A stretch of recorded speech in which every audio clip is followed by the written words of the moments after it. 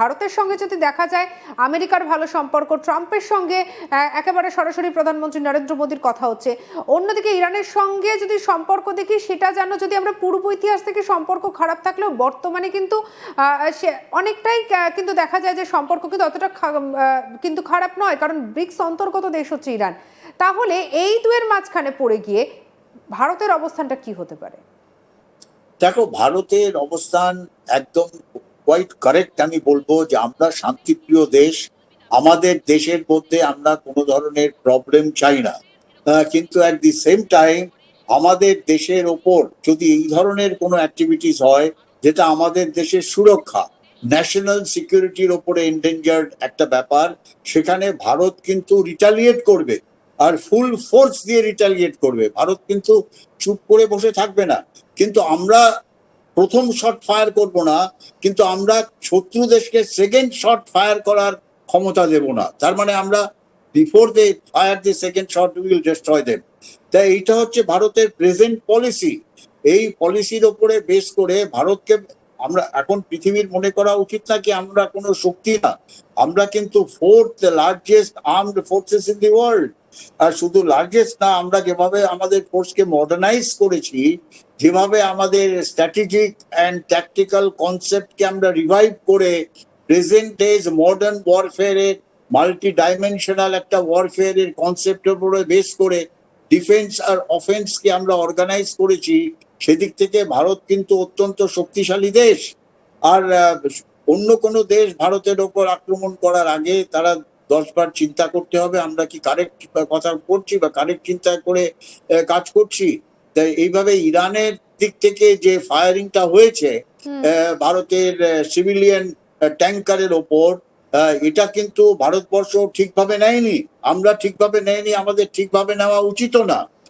কিন্তু নিশ্চয়ই আমরা সেভাবে ইরানকে ওয়ার্ন করা হয়েছে।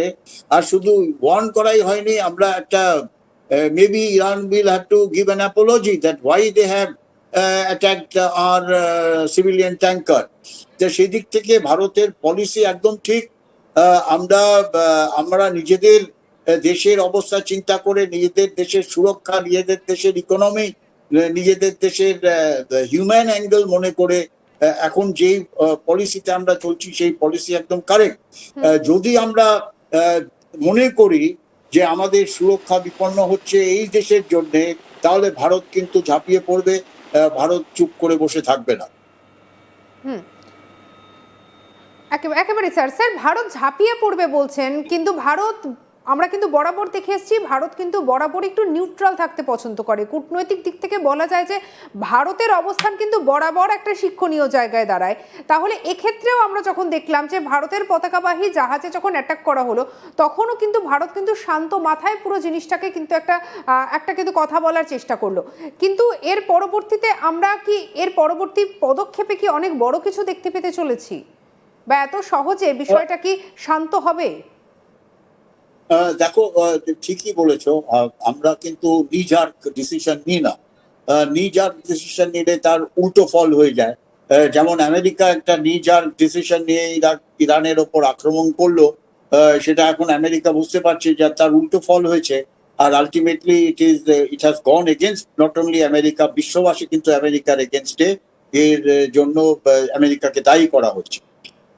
ভারতবর্ষ, যেটা তোমাকে আমি এক্সপ্লেন করলাম, যে দেখো আমরা শান্তিপ্রিয়, আমরা চাই না যুদ্ধটা আগে প্রোগ্রেস করুক। আমরা চাই, আমরা পাকিস্তানকে কনগ্রাচুলেট করব পাকিস্তান যদি এর মধ্যে মধ্যস্থতা করে এই যুদ্ধকে থামাতে পারে। It will surely will give credit to Pakistan. Bharat কিন্তু সেভাবে ওপেন। আমাদের কূটনীতি, ওই চাণক্য কূটনীতির ওপর বেস করে যেভাবে আমরা প্রোগ্রেস করছি, it is to be really congratulated to the entire আমাদের অ্যাডমিনিস্ট্রেশন।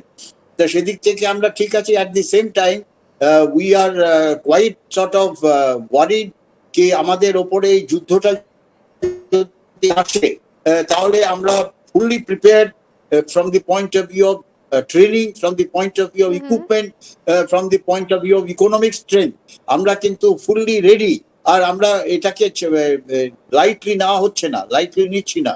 যেটা সেদিক থেকে I feel we are all right.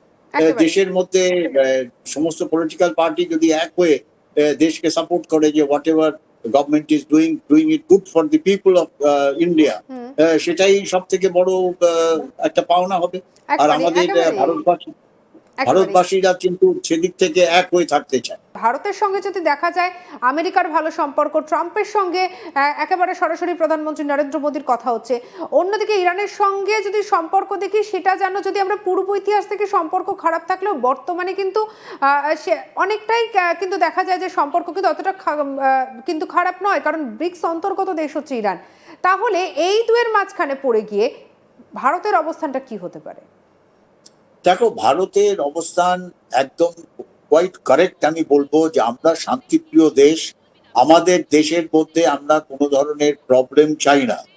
কিন্তু অ্যাট দি সেম টাইম আমাদের দেশের ওপর যদি এই ধরনের কোনো অ্যাক্টিভিটিস হয় যেটা আমাদের দেশের সুরক্ষা, ন্যাশনাল সিকিউরিটির ওপরে এন্ডেঞ্জার্ড একটা ব্যাপার, সেখানে ভারত কিন্তু রিটালিয়েট করবে, আর ফুল ফোর্স দিয়ে রিটালিয়েট করবে। ভারত কিন্তু চুপ করে বসে থাকবে না।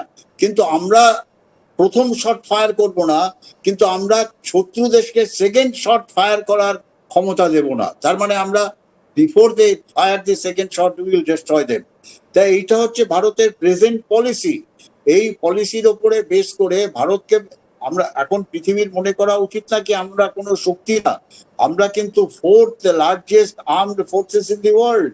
আর শুধু লার্জেস্ট না, আমরা যেভাবে আমাদের ফোর্সকে মডার্নাইজ করেছি, যেভাবে আমাদের স্ট্র্যাটেজিক অ্যান্ড ট্যাকটিক্যাল কনসেপ্টকে আমরা রিভাইভ করে প্রেজেন্ট ডেজ মডার্ন ওয়ারফেয়ারের মাল্টি ডাইমেনশনাল একটা ওয়ারফেয়ারের কনসেপ্টের উপরে বেস করে ডিফেন্স আর অফেন্সকে আমরা অর্গানাইজ করেছি, সেদিক থেকে ভারত কিন্তু অত্যন্ত শক্তিশালী দেশ। আর অন্য কোনো দেশ ভারতের ওপর আক্রমণ করার আগে তারা 10 বার চিন্তা করতে হবে আমরা কি কারেক্ট কথা করছি বা কারেক্ট চিন্তা করে কাজ করছি। তাই এইভাবে ইরানের দিক থেকে যে ফায়ারিংটা হয়েছে ভারতের সিভিলিয়ান ট্যাঙ্কারের ওপর, এটা কিন্তু ভারতবর্ষ ঠিকভাবে নেয়নি, আমরা ঠিকভাবে নেয়নি, আমাদের ঠিকভাবে নেওয়া উচিত না। কিন্তু নিশ্চয়ই আমরা সেভাবে ইরানকে ওয়ার্ন করা হয়েছে। আর শুধু ওয়ার্ন করাই হয়নি, আমরা একটা maybe Iran will have to give an apology that why they have attacked our civilian tanker.